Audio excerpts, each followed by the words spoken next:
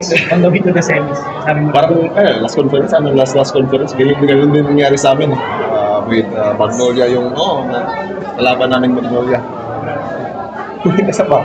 Dumata na. Ay, ambi na ba? Di na kay Goni mo. So, yun. Ayo ba? Best friend ko. So, ayun.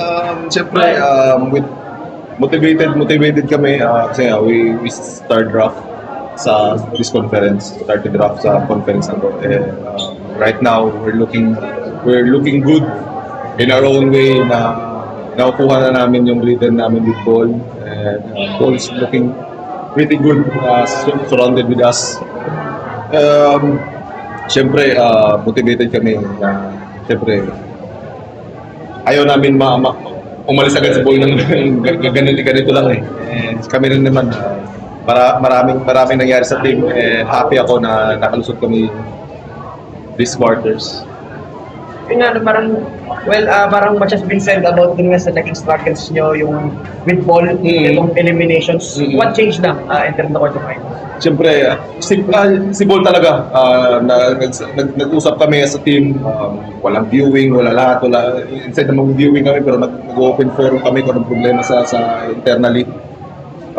In-open up namin kung ano yung problema namin kay Ball, ano yung pananaw niya sa team, kung gusto niya ba kami sa team or gusto ba namin siya sa team, ganung bagay. And siyempre, you need to open up yourself naman sa kanya na at siya naman, ang magandala kasi kay Ball, in-accept niya yun as his brother na talagang naging doon kami nagkasundo lahat eh. And happy kami na yun, yung mga pinapakita ni Paul, talagang yung versatility niya sa laro, paano niya idala yung team namin. And it's up for us na mga locals na to help him up para makayod namin itong semifinals at the finals.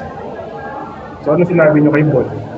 Sinabi lang namin na Ball, kailangan mo ipasa din minsan.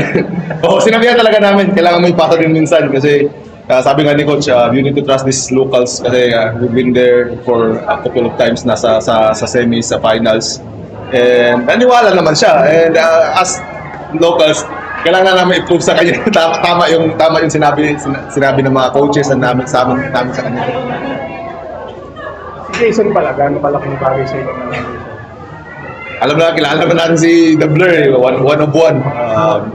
Isang milestone na naman nangyari sa career niya, and happy ako na yung dating wala si Kuya Jason na nagkukumal para sa amin, ngayon nandito na. Malaking bagay talaga.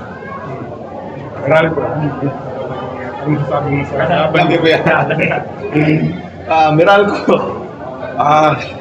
mahirap din na talagang paglanda namin sa Monday pa. Pasok na, kailangan na namin recover. And yun, coaches na bahala sa mga scouting, tapos i-execute na lang namin.